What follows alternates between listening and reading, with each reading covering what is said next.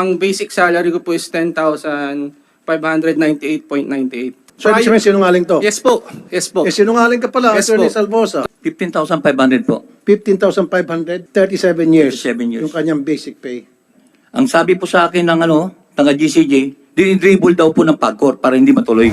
Magkano sweldo ng board? Isang member, magbigay ka ng example. Variable po yung amount. Magkano yung average? I think yung last ko pong recall, baka a little above 1 million lang po. Oh, tangina. Ay, bullshit. Ay, sorry. Pinabili ng suka dyan sa sari-sari store at nakita ng padrino, halika rito, pasok ka sa PAGCOR. Pinasok, and yet tatanggap ng 208,000. Samantalang ito, sila, 10, 27 years, 12 years, below minimum wage. Hindi ba kabalasto ganyan? At kayo dyan sa board, ang nagde-decide pala.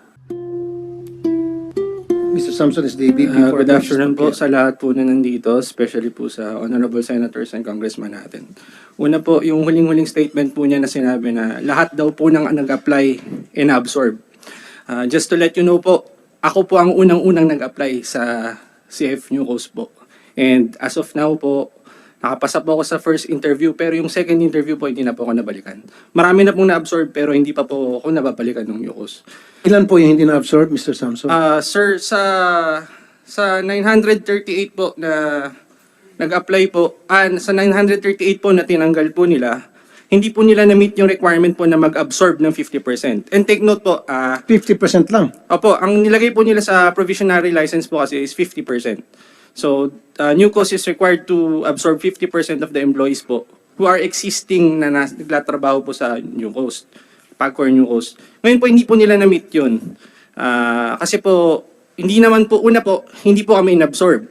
Ano po natin, himayin po natin para mas maganda. Ang ginawa po kasi ng New Coast management is, pinag-apply po nila kami, imbis na in-absorb po nila kami. Magkaiba po kasi yun. So, ang nakalagay po sa PL is to absorb the employees. Ang ginawa po nila is pinag-apply kami. Okay. So therefore, Mr. Salvosa, ang gusto ko mangyari dito, lahat, 100, not 50%, lahat ng mga empleyado sa PAGCOR na dapat ma-absorb nitong casino na nag-privatize na at binento niya na sa private, maliban na lang of course dun sa mga empleyado na may mga problema. Okay? May mga administrative problem. Pero kung wala, dapat they all should be absorbed. Wala na application, dapat automatic na. Mr. Chair, kaya po may application yan kasi may tatlong option na ibinigay dun sa empleyado. So we wouldn't know kung ano ang gusto nila dun sa tatlong option. Yung tatlong option po kasi is mag-apply sila sa bagong operator, mag-apply ulit or magpa-placement dun sa mga natitirang position sa PAGCOR, or magtumanggap ng retirement or redundancy. So kung hindi ho sila positively pipili noong any of the three, hindi po namin malalaman. Mr. Salvosa, kasasabi nga lang kanina Mr. Samson na hanggang ngayon, naka-second interview na siya, o hindi na siya binalikan. At yung 50% requirement na i-absorb yung mga PAGCOR employees nung na-privatize na casino, hindi na susunod. Mr. Ang Chair. gusto ko mangyari, 100% dapat i-absorb. And I understand na yung owners may karapatan na mag-hire ng kanyang mga tao. Siguro sa management, okay yan. Gusto maglagay ng mga manager niya, mga BP niya, karapatan yon. Pero dapat yung mga PAGCOR employees na matagal na sa work sa casino, meron silang security of tenure, respetuhin yon. Mr. Chair, kaya po hindi naabot yung 50% ay kakauntian nag-apply sa MSPI. It's not the fault of MSPI. Mr. Samson, kukunti lang daw nag-apply sa inyo? Yun nga po yung problema, Senator Raffy. Kaya po kasi konti ang nag-a-apply is hindi naman po ina-absorb yung employees. Ino-offeran po sila ng mas mababa dun sa tinatanggap nila. For example po, ang common salary po halimbawa ng isang empleyado or ang common income po, wag na salary, income po para makatotohanan. Halimbawa is 20,000. Ang ino-offer lang po ni MSPI is 10,000. Ay, gaguha, lokohan So yun. ang layo po ng diferensya, Mr. Kahit na sino tatanggi. Yes po. Kaya Kaya po kumikita ko karamihan- ng 20,000 noon, dididimot mo ako. Tagal-tagal ko na sa PAGCOR, magdidimot ako 10,000 na lang. Hindi ako papayag. Kaya pala, hindi na nangyari yung kagustuhan nila na Yes. 100% absorb. Kayo 50% nga, hindi nyo na kaya. At saka, Senator Raffy, correct ko lang din po yung mga sinabi ni attorney kanina. Sabi po niya, nagsimula daw po yung information drive nila during the town hall. Correct ko lang po yun, hindi po totoo yun. Kasi po, So, ibig sabihin, sinungaling to? Yes po. Yes po. Eh, sinungaling ka pala, Yes Attorney po. Salvosa. Kasi po, simula pa lang po nung briefing, bago pa po magkaroon ng town hall, kinokondisyon na po nila kami na magpa-privatize kami. So, as early as So, May, the town hall meeting happened or it did not happen? the town hall meeting happened, sir. Pero, It happened. again, prior to that po, kinokondisyon na nga po nila kami. Wala pa pong ano. Tsaka, sir, wala po silang nilabas na black and white. Puro po yan, verbal lang. Doon sa town hall meeting, meron ba yung exchanges of discussion, Sir, debates? eto po. Meron po kaming exchanges of discussion. Hiningan po namin sila ng minutes of the meeting. Hiningan po namin sila ng mga requirements, yung mga PL, MOA. Up to now po, hindi pa po nila nire-release sa amin yun. Okay, so pinayagan ho ba kayo doon sa town hall meeting na magtanong? Yes, sir. At sinagot nila? Di po nila sinagot direkta. Kasi nga po, hindi daw po sila lawyer or ano. So, hindi may mga kayo ganun pong satisfied? ano. Oh, hindi po, sir. Hindi po talaga. So, Your bali Honor- useless po yung town hall meeting na yun, Attorney Salvosa. Your Honor, please, the whole board and the chairman was in the town hall meeting. It was the chairman who was presiding in the town hall meeting. I was there, Your Honor. I was answering questions of the employees. The HR was there. The licensing was there. So, I don't know why hindi raw sila pinayagang Mr. magtanong. Samson? Sir, tulad niyan, sir. Nandun po siya. Kung maalala po niya, tinanong po siya ng isang pit supervisor namin during the start of the session of the town hall. Tinanong po siya directly, can you assure us na magkakaroon kami ng security of tenure? You can ask him ano pong sinagot niya nun. Ano pong sinagot niyo, Attorney? Ang sabi ko, Your Honor, merong trabaho para sa kanila. Hindi nga, can you assure? Ang tanong, dapat yes or no? Yun lang po ang sabi ko. Because I cannot, siyempre mag-a-apply sila, Your Honor. Hindi ko sasabihin na desisyon ng isang kumpanya. Pero dapat i-guarantee nyo, Mr. Salvosa, kayo yung pagkor eh. Kasi kung ayaw yung bigyan ng license yung nag-a-apply para ng casino, na private franchisee or franchise, magkaroon ng private franchise sa casino, pag hindi yung ginawa, walang magagawa yun. Yes, So Mr. it's Chair. you call the shots. Pwede yung sabihin, sige, bago namin kayo aprobahan, kailangan i-absorb nyo certain numbers of employees. Yes, Mr. Pwede yung Chair. ilagay doon sa kontrata. Kasama ho At yun sa walang, usapan. walang magagawa itong mga gustong mag-apply ng casino. Yes, Mr. Magkaroon Chair, ng but- casino. Yun nga, we still give the new licensee the discretion to choose kung sino ang kanilang empleyadong i-hire. We cannot force them to do that. Nobody, I think, could force them to do that. No, sir. I beg to disagree. These people na matagal ang tatrabaho sa PAGCOR, as long as wala silang problema administrative, wala silang administrative case, at okay yung kanilang record, for me, dapat i-absorb sila 100%. Maliban na lang doon sa may mga pagkakasala, maliban doon sa mga tamad, siyempre may mga, annual review, di ba, yung mga employee, then ibibigay yun sa bagong gusto mag-apply ng para maging licensing, casino license sa PAGCOR, tingnan niya. Okay? Yung mga may record, wag niya i-absorb, pero yung walang mga record, malinis, at 100% rate, kailangan ma-absorb yun. Pwede yung ilagay yun sa kontrata nyo. Walang magagawa yung gustong mag-apply ng license. Walang magagawa. Yes, Mr. Chair. Nakalagay naman na, nandun naman sa ano yun, talagang mag-absorb sila. Now, as to the one issue na mabliit daw yung sahod, well, Mr. Chair, PAGCOR has been there for 40 years. Siyempre, through the years, tumataas yung benefits namin. Comparing them to essentially a startup. Siyempre, yung parang bata yan, gumagapang pala ngayon, Your Honor, yung kumpanya. Actually, that is what happened with the Entertainment City. Noong magbubukas ng Entertainment City, naglipatan yung mga taga-PAGCOR. There was they did not take any mas malaking sahod. But they took the opportunity to be the pioneers of that operation. So, yun lang po. Yung sinasabi niyo po, Mr. Samson, na 20,000 ang kinikita niyo. Ano to? Plus tip? Sweldo? ang Sir, tip? ano po? Ano lang po yung hypothetical po, sir. Hindi niyo binibilang dito yung tip. Hindi po namin, kumbaga, Yung in-explain sweldo ko lang. lang po sa inyo yung difference. Hindi po yung exact figures kasi iba-iba po. Okay, yun, sige. sir. Alam ba, sa isang regular na casino employee, nagsisweldo ng 20,000? Bali sir, ano po? Ako po, kasi napag-iwanan po yung sahod ko eh. Ang basic salary ko po is 10,598.98. 10,500. 10,598.98 po. Ganun po kababa. Wala sa minimum yan. Yes, sir. Yun At po. ang kinikita ng PAGCOR, bilyones. Tapos, below minimum. Talo ka pa ng security guard. Yes, sir. Mas malaki pang sweldo ko sa kasambahay ko. Yes, sir. At driver ko. Mr. Chair. Ba't ganun? 10,500? Mr. Chair, that is the basic salary. But, as I said, through the years, may mga benefits na binibigay ang PAGCOR. Ano po yung mga benefits, sir? Magkano ho ang apps niya? Nadodoble ho yan eh. Because merong nanggagaling sa Provident Fund. Merong healthcare. Merong, Ito yung concern ko po sa take-home pay.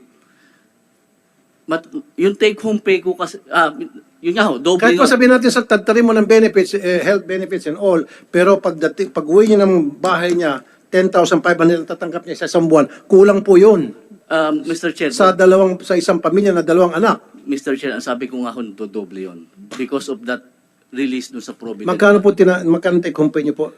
Sir, una po muna. Magkano po yung regular? Ano po magsasabi kasi matagal na po ako sa PAGCOR since 1986. Ang basic salary ko is 15,500. Mayroon din akong allowance lang. Kasi hindi mo naman pwede makompute yung allowance sa retirement pay. Sandali po, sir, 15,500 lang sweldo niya at ilang taon na kayo sa PAGCOR? 37 years. Sa 37 years, hanggang ngayon, 15,700 lang sweldo niya. Wala pa sa minimum. Again, Mr. Chair, that is the basic. Regardless, sir. No. Basic is basic. Sige, naintindihan ko ang basic. Pero dapat, ang basic pay niya, dahil 37 years na siya sa PAGCOR, hindi na dapat 15,700. Your Honor, that was the way it was structured by previous administrations na... Well, then, sa baguhin Provident- natin tong structure ninyo. Yes, Mr. Chair, but we are, because there is the GCG law since 2010, hindi ho namin mabago. We are just now applying for the CPCS. Pag nabago ho po yung CPCS, doon po lataas yung basic. But we have to go through that process, Mr. Chair. Yung mga matataas na opisyal sa PAGCOR, nagsiyaman na naging bilyonaryo na, alam niyo naman yan eh. Samantala itong mga empleyado, yung nagpapakanda ko ba, meron kayong mga empleyado, mga boss niyo dyan, pag lumabas sa kalye, 10 caravan na bodyguards. Bakit magbabodyguard pag karami-rami? Takot ba siya na, dahil kumikita ng limpak-limpak sa lapi, samantala yung mga tao niya, barya-barang kinikita. Ang naging problema namin since 2010, Your Honor, yung pong CPCS. No, sir. Well, we have to revisit that CPS law kung batas ba yan para magkaroon ng adjustment at ito mga employees nyo sa PAGCOR na pagkatagal-tagal, 37 years, 15,000 pa lang, Senator Coco. I'd like to acknowledge the presence of Senator Coco Pimentel. 15,700, you said? 15,500 po. 15,500, Senator Coco. 37 years. 37 years. Yung kanyang basic pay. Hindi makatarungan yan. Sabi mo, meron batas. Well, I'd like to see that law and we'll revisit that and change that. Amend that. Para pumantay sa industry standard yung kanilang sweldo. Yes, sir. Mr. Tungkol Alfred. po sa sinasabi niyan CPCS na ginagawa sa ngayon, since naglalabas si President Rodrigo Duterte ng Executive Order 150 ng 2021, October.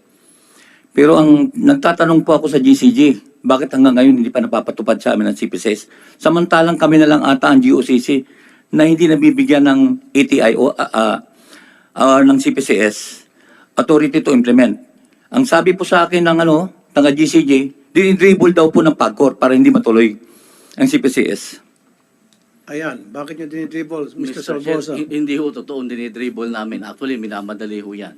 Kung minamadali, sana wala na sila dito ngayon. Hindi sila magreklamo. Actually ho, hindi ko alam kung sino nagsabi sa kanyang dinidribble ng PAGCOR. Sino nagsabi sa inyo na dinidribble ng PAGCOR? Ang head executive assistant po ni dating chairman ng GCG, ni Commissioner Quiros, Justice Quiros.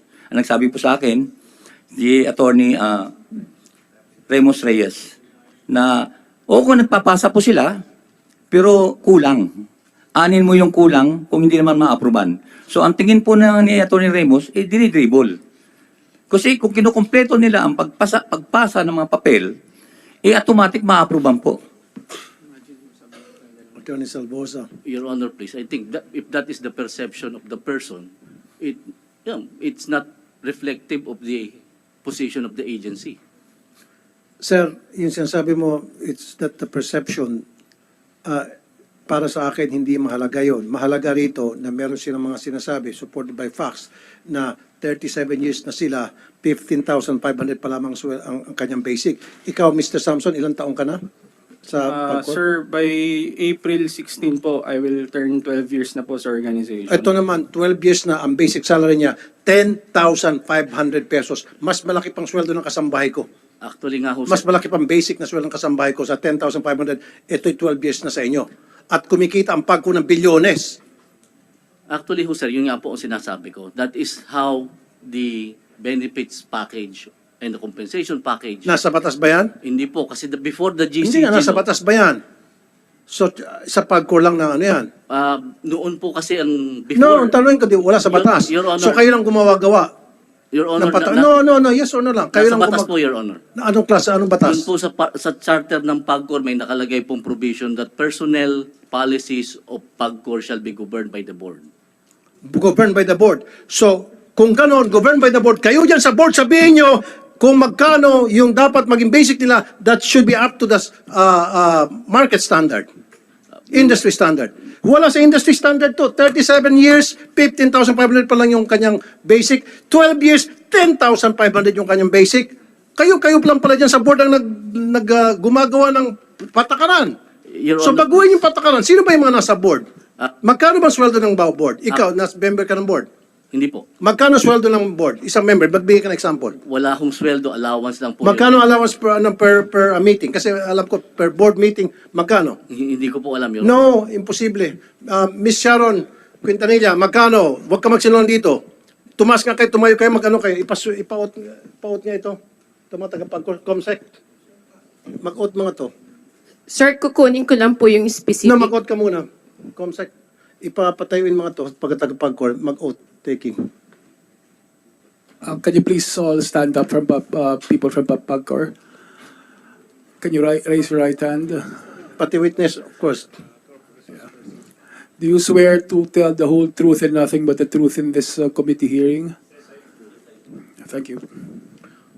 Okay, Mr. Sharon Quintanilla, yung sweldo ng board sigun sa pag merong board meeting. Tama? Meron pong allowed na amount lang po per meeting po nilang Kaya nga, magkano yung kanilang allowed per meeting? balikan ko lang po kayo, kukunin ko lang po yung exact amount. Ilang minuto? Saglit lang po, sir. May message lang. So ibig sabihin, tuwing board meeting na meron silang sweldo. Pag walang board meeting, wala silang sweldo. Yes, sir. On top of that, wala po silang ibang nakukuha. Magkano- Pero on top of that po, meron silang nakukuwang performance-based incentive And na annual lang po. Pero magkano? subject po sa approval pa din po ng GCG. I know, pero magkano yung performance? Variable po yung amount. Magkano yung average? I think yung last ko pong recall, baka a little above 1 million lang po. Oh, tangina. Ay, sorry. 1 million performance. A year po yun, sir. Kaya nga, performance lang ito, pwera pa doon sa per board meeting, attendance board meeting. So 1 million. If we are No, annually. Para sa kanila tinatawag na performance rating, na lahat naman sila nakakatanggap. ay depende po kung mamimit po namin yung requirements. Of course, mamimit yun dahil kayo lang eh. Meron po kasing required na makakuha kami ng at least 90% No, i-divide nyo nga yung 1 million ng aming divided by performance 12. po. Ha?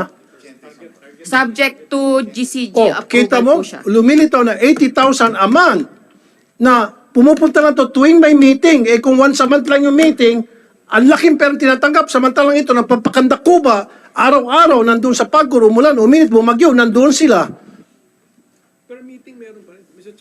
Chairman, Kaya nga, per meeting magkukumit meron sila. pa. Kaya nga, Meron pa. magkano per Iba meeting? iba. O ngayon, malalabas yung kabalastugan nyo dyan sa Pagcor.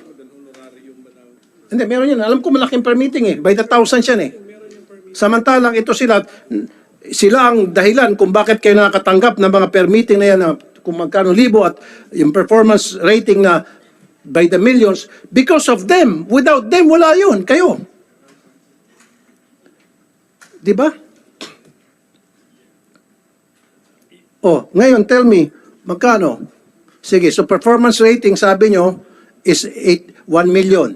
Yung sabi mo, depende pa. No, bullshit. Ay, sorry. Hindi ako maniniwala. Kayo dyan, pwede kayo maglutuan. Kayo sabihin, ikaw, 1 million performance rating, ikaw, 1.5. Ikaw, kunya, 500, pare naman, pat 500. 1 million na rin ako. O sige, 1 million ka na rin. Kayo lang dyan eh. Pag nagmi-meeting kayo, hindi naman in public, unless you will make it in public. Sige, i-open ko yung wanted sa radyo ko ng programa. Mag-board meeting kayo. Narinig ng buong Pilipinas para malaman natin na wala kayong lokohan. Or at least, gawin yung public. Sige. Hindi naman national security yan, di ba? Kailangan dapat open to the public yung inyong board meeting. Para malaman namin kung ano yung mga pinag-uusapan nyo dyan. Magkano po, Ma'am Quintanilla? Magkano ang... So okay na tayo doon, average daw, Senator Coco, 1 million annual performance rating ng isang board member. Ngayon, 1 million. Bukod sa 1 million, meron pa yung per attendance ng board meeting. How much? Huwag ka magsinungaling, taking ka, mahirap makulong sa baba. You are the VP of Finance. Dapat alam mo na ito noon pa. Grabe ka naman, ma'am. You came here not prepared. Dapat, ma'am, Meron bilang po kasi finance... amount per meeting and then may maximum pong amount na kahit lumagpas po yung ilang meeting, may cap po siya. So just to be sure po, Okay. kukunin ko po yung data po. So, gusto ko magkano yung natatanggap average per ilang bang meeting sa isang buwan? Ilang board meeting sa isang buwan? Weekly po, merong pong... 4. Wow. Eto na. Magkakabulgara na. 4 times a week. A month. Okay. Ang tanong, magkano per board meeting? Ako, hulaan ko. 50,000 per board meeting yan. 200,000 a month. 50, hintay na. Pero ako hulaan to. 50,000 yan per board meeting a month. Napapatawa ka. Kung sa SSS ka, mas mataas pa. Kayo pa kaya? Sa mga SSS, hindi lang. 60,000 pata sa SSS board members. O kayo sa PAGCOR, mas malaki kasi sugal kayo pera kayo Yes, Mr. Alvarez. Ang alam po namin ay twice a week sila nagbi-meeting. Hindi, sabi niya 4 times a week daw Hindi, 4 times a month. twice a week sa week. Kaya, Twice a week. So, Opo. 8 times. opo. Oh. Yun ang alam po namin. 2 times. Naku. Milyones kada buwan ang kinikita ng mga to. Mr. Chair, 2 times once a week. lang po talaga. Ha? Once a week lang po talaga. Okay. Sir, pa-clarify na lang po. Kasi hindi po kami nagkakamali. Tuwing Tuesday, may execom po na nangyayari. And then kapag Thursday naman po, board meeting. So, alam po namin. Sa Execom, nandun yung mga board members. Yes po. Twice a week. Hindi ho kasi board meeting yon. That's executive committee. Pero may bayad pag umatin sila ng executive committee. Meron yun. Imposible walang bayad. Of course, compensated sila. Come on. Pati ba naman ako lulukuhin nyo? May honorarium yun. Ang lagay, itong mga board members pupunta sa PAGCOR para sa executive com na wala silang pakonsuelo. Meron yun. So, Sir, if I may answer na po. 70 million.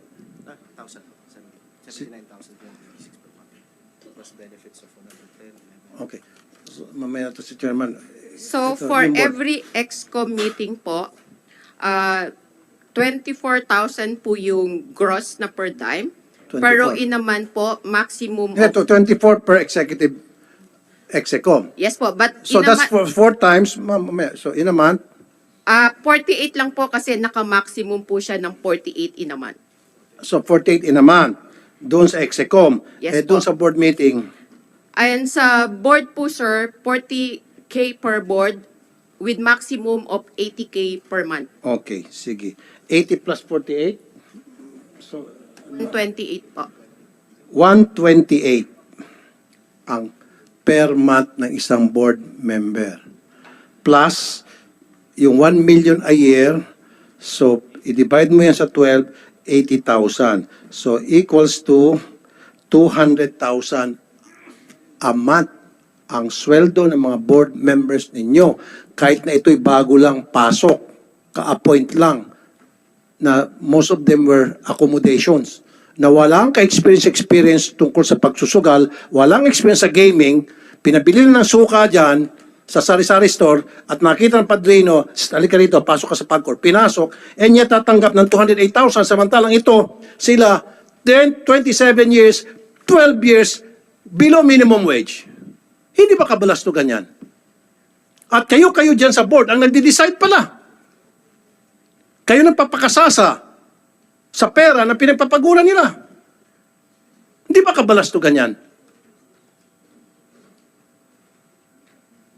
Sir, if I may answer din po, yun po kasing compensation ni PAGCOR ay hindi po kami allowed na basta nagtataas.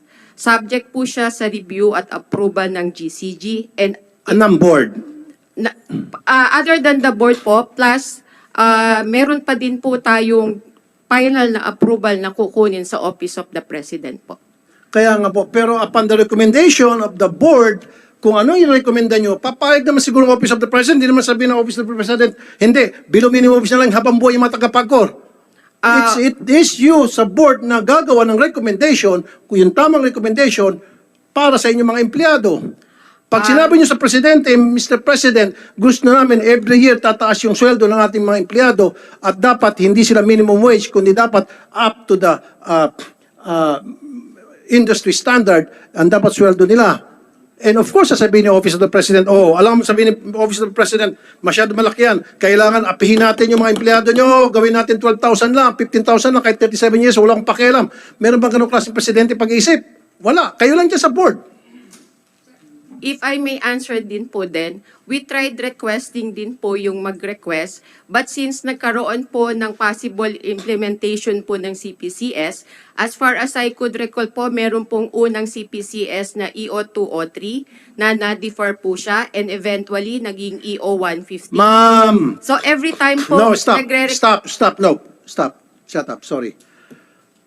Kayo po dyan sa board, pag nagkaroon kayo ng mga board meeting, pwede kayo magpasa ng board resolution na para itong mga below minimum wage earners ninyo na pagkatagal-tagal na, tulungan nyo na mapaganda naman yung kanilang kalagayan at mapaayos yung kanilang sweldo dahil wala sa tama. And then you would submit that board resolution ninyo kung saan pa maayos ng gobyerno kasama Office of the President, and I'm sure maaprubahan yan. Nasa inyo mag-umpisa yan. Kaya nga po, naghihintay po kami na magkaroon ng authority to implement po sa PAGCOR noong pong CPCS o yung pong sinasabi ko kaninang EO150 po. Pero kayo ho ba ay nagbigay na ng recommendation, nagpasa ng recommendation? Kasi napakababa na po. For so many years pala, ilang administrasyon nang lumipas, hanggang ngayon, na iwanan panahon, below minimum wage pa rin sila. Meron bang gumawa sa inyo, man lang, gano'ng katagal na po kayo sa PAGCOR? Mag 30 years na po. Magkano pong sweldo nyo? Ang basic pay ko po ay around 50K lang po. Bito. Ba't mo nila lang 50K? Malaki yan. Kumpara sa 12,000. Malayo. Siyempre, marami ka pang benefits. Di ba? For all I know, baka mamaya meron pang on the side dyan kay chairman o whatever. Anyway, ma'am, ilang years ka na dyan, hindi mo malang naisip yung mga kasamahan mo na below minimum wage. Ginawa niyo pa sana ng paraan na mapataas yung kanilang sweldo.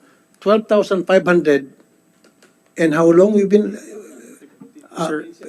Sorry po, ako po, 12 years sir, pero 10,590. 12 years, 10,500. Saka sir, hindi po ako yung pinakamababa Meron pong tumatanggap sa amin ng 12 years po, pero nasa 9,700 lang po.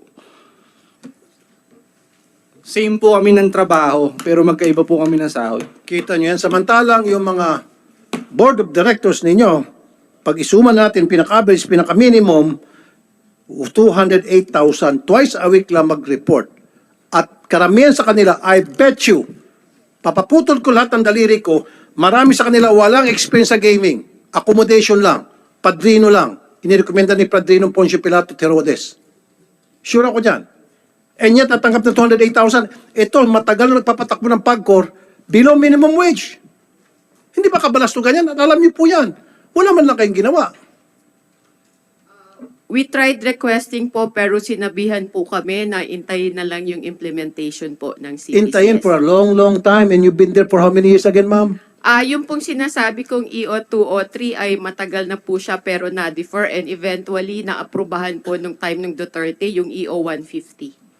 So EU-150, so iniprobahan noon ng below minimum wage pa rin yung mga tao niyo? And lagi pong mayroong pong sinasabing moratorium, hindi ko lang po ma-recall kung So ibig sabihin lahat ng presidente pumapayag na apihin ang mga empleyado ng PAGCOR? Lahat ng presidente? Gusto mo, sulatan natin si President Duterte kung tama yung pinagsabi mo? Was it explained to him thoroughly na Mr. President, itong ni-request namin, ibig sabihin nito, below minimum wage ang tataasan natin yung sweldo ng mga PAGCOR employees at sinabi ni Presidente, no, hindi, moratorium lang. Wala. hindi naman po diretsong sa OP, laging nadaan po kami sa proseso kasi meron po kaming mga limitation, let's say kagaya po ng sa GCG. Pero nirecommend nyo po Plus ba sa mga agency na binabanggit nyo na in-explain nyo rin doon na napakababa ang sweldo ng mga PAGCOR employees, way below minimum wage. Meron tayong batas sa minimum wage. Remember, meron tayong batas sa minimum wage. Tapos ngayon, kayo ay under sa government ano kayo, entity. And yet, hindi nyo kayang sundin kung ano yung nakalagay sa batas. We tried to point it out po. In fact, even in one of the meetings po sa Malacanang, we highlighted that this is ito lang po yung BIP or basic pay ng mga nakukuha ng PAGCOR. Pero still po, hindi po kami ganun na pagbigyan po ng pansin. Okay, so sinabi nyo sa Malacanang, sino dun sa Malacanang sinabihan nyo po? Actually, in one of the meetings po specific with the GCG kasi nga po yung... Hindi nga po, sino nga po doon at did you do it in writing, in black and white? And I'd like to see a copy of that. Dahil kasi from now on, ako mismo, kung kinakailan pupunta ko in person sa Malacanang, ibibigay ko yon. Time pa po ito ni dating President Noynoy Aquino and under the Nagyat admin po. We tried to point out po na ganun lang po yung basic pay namin. Mahina po, kayo mag-explain. compared to other government agencies. Kaya nga po, mahina kayo mag-explain. Baka hindi nyo kayang explain na maayos. Kasi kung it was properly explained na kailangan taasan na natin itong mga empleyado natin, below minimum wage sila, meron tayong batas na sinasabing dapat na sinusunod yung minimum wage sa gobyerno tayo, kailangan taasan na natin yung kanilang sweldo. Kung explain niya properly, I'm sure yung Malacanang papayag. Sino ba naman hindi papayag na presidente na aapihin yung mga empleyado ng gobyerno? Hindi ko lang po ma-recall pero meron pong parang nilabas na issue na talagang hinal po or sinuspend po yung mga possible na increase sa sweldo. So lahat po yon we tried kahit po yung realignment lang ng aming mga benefits pero still lagi pong nasasabi na hintayin na lang namin yung CPCS po. Okay, what the CPCS Ang stands problema po sa CPCS, sabi nga po ng taga-GCG, dinidribble. Kaya hanggang ngayon hindi pa napapatupad. Ayun. Yes, Mr. Samson. Sir, if I may po, regarding din po dun sa nagiging delay po sa CPCS implementation, ang problem po kasi namin sa PAGCOR, hindi po ini-incorporate yung mga employees sa planning pa lang. For example po, nung focus group discussion po, si Sir Oka po, kasama po sa pagbuo po at pagbalangkas po ng batas para po dun sa CPCS implementation. Pero kasamaang palad po kasi, dahil po may galit sa kanyang administrasyon, hindi po siya hinahayaan na sumali po at makilahok dun sa paggawa po ng mga policies and namin pagdating po sa CPCS. Kaya nga po kung tatanungin niyo po sila ngayon, ang change management team po namin at ang technical working group po namin, wala po kaming representative sa rank and file na inelect po namin. Lahat po yun inappoint lang nila na sila lang. Ganun po kalala sa amin ngayon. Okay, so sa next hearing, COMSEC, imbitahan natin sino yung mga dapat imbitahan, Mr. Alvarez, sa tingin nyo, para mapabilis na itong approval sa action sa CPCS. Imbitahan po natin si chairman para... Chairman. So I need Chairman Chairman Altenco here. Saka si Gian po. Ako Sir, saka si Sean Cao. Sino si Sean Cao? Sir, bali ako na lang po ang mga persons involved po sa management, si SVP Dan Cecilio po, si Vice President Lito Domingo po, Okay.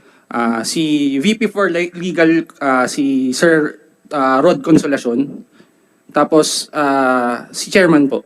Kasi Four of them. Apo, yun sa top ranks po, yun po talaga yung kailangan natin. Okay, meron Siguro siyang binabanggit sa Malacanang. Sino sa Malacanang na naghaharang? Miss Sharon, kasi sabi mo, pinasabit sa Malacanang at meron taga Malacanang na nagsasabing hindi.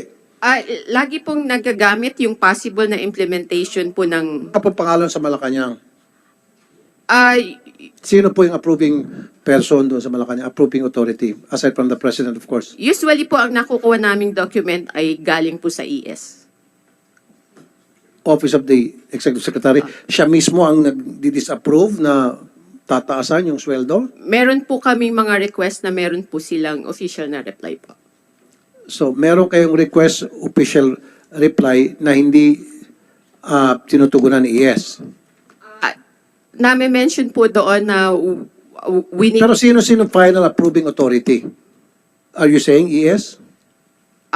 based on document, yun po yung nakita ko po. Siguro, Comsec, we can invite a representative from the Executive Secretary's office for this. At saka yung binanggit niyong apat Dagdag ko po sa invitation ang chairman po ng GCG. Na GCG. si Attorney Marcos, Okay. Comsec, isama natin sa yung invitation. chairman po ng GCG, para malaman po natin, maliwanagan natin